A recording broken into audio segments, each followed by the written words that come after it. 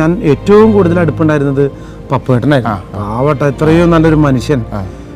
എന്താ പറയാ, പിന്നെ പ്രത്യേകിച്ച് കോഴിക്കോടുള്ള ആൾക്കാർക്ക് ഒരു പ്രത്യേക സ്നേഹം.